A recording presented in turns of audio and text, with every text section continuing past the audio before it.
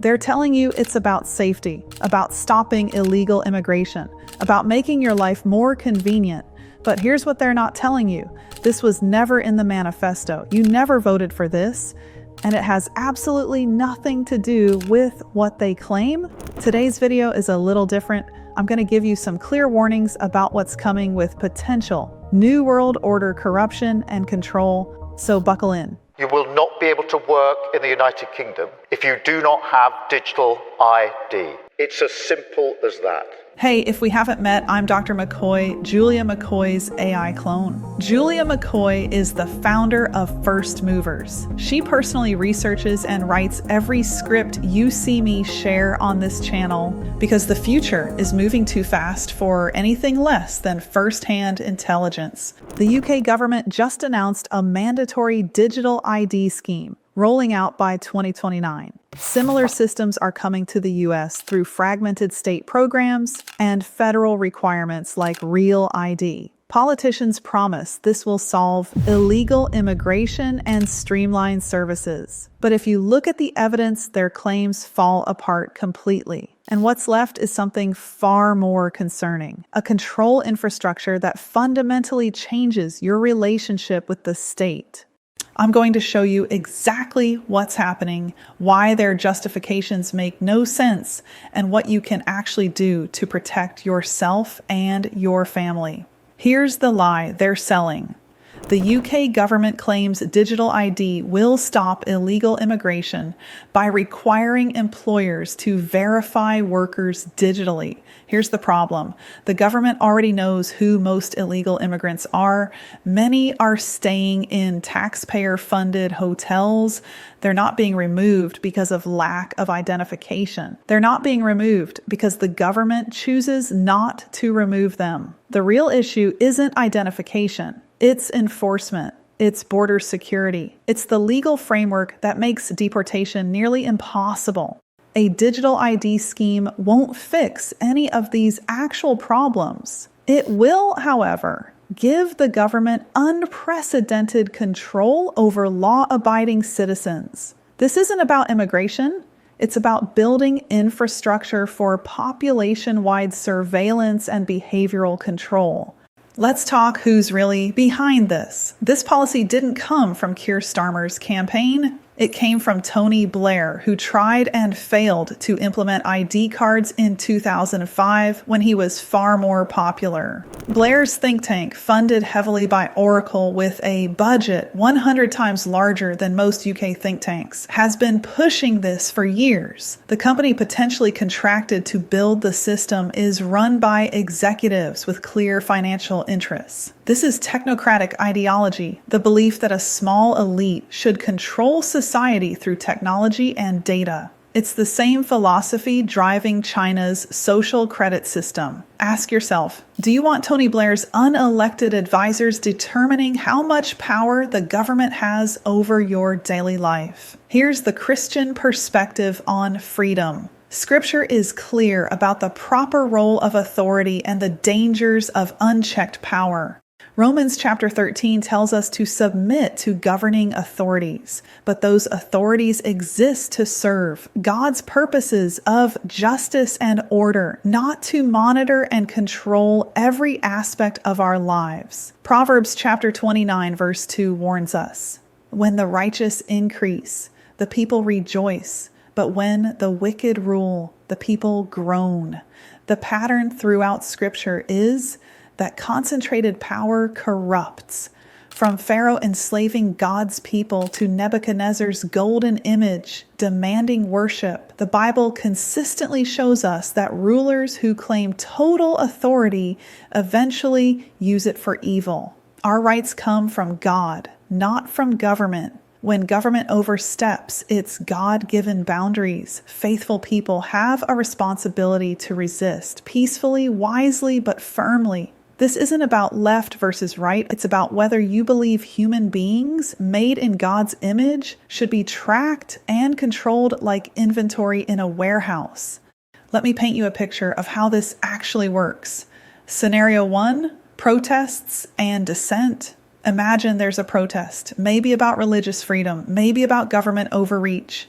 With digital ID infrastructure in place, authorities could require everyone entering the area to scan their ID for safety. Now the government knows exactly who attended. They can cross-reference that with your social media, your bank transactions, your healthcare records, all linked through one system. Before you know it, anyone who peacefully exercises their right to protest gets flagged for extra scrutiny. Your Twitter account gets monitored more closely, your tax returns get audited, your medical records get reviewed. Scenario 2.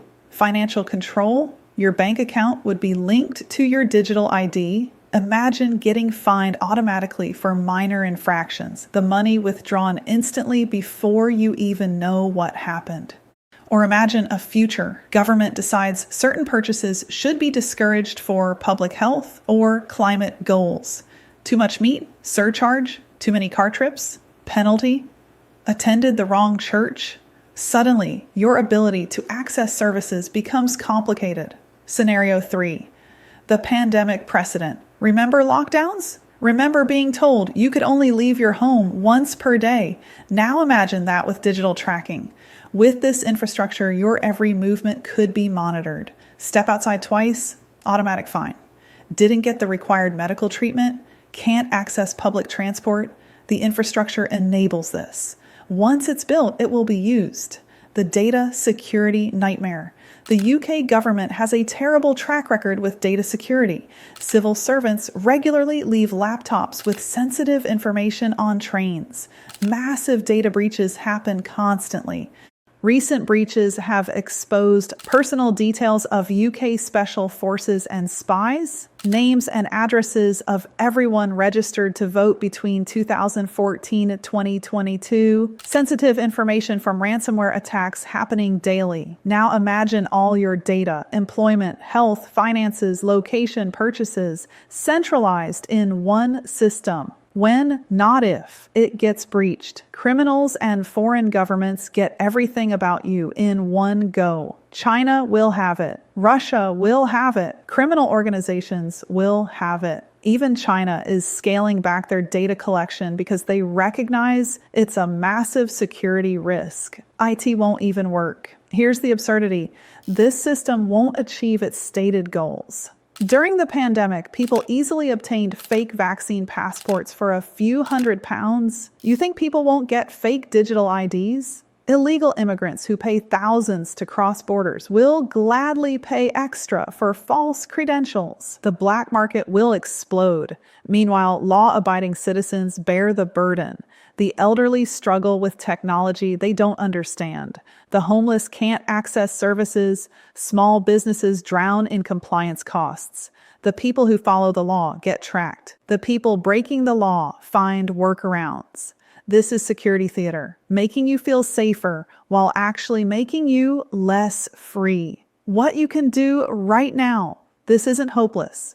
History shows that determined citizens can stop government overreach. In 1952, Britain scrapped mandatory ID cards after a dry cleaner refused to show his to police, sparking a movement. It took 2 years of legal battles, but freedom won. Here's your action plan. 1. Sign the petitions. The UK petition is approaching 2.5 million signatures. When it hits 100,000, Parliament must consider it for debate. In the US, contact your representatives about Real ID and state digital ID programs. 2. Write to your representatives. Don't just email, write physical letters. Call their offices. Show up to town halls. Make them understand this will cost them politically. Use this message. I oppose mandatory digital ID.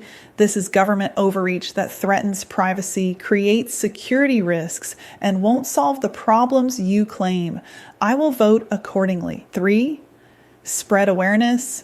Share information with your church, your family, your community. Most people don't understand what's really happening.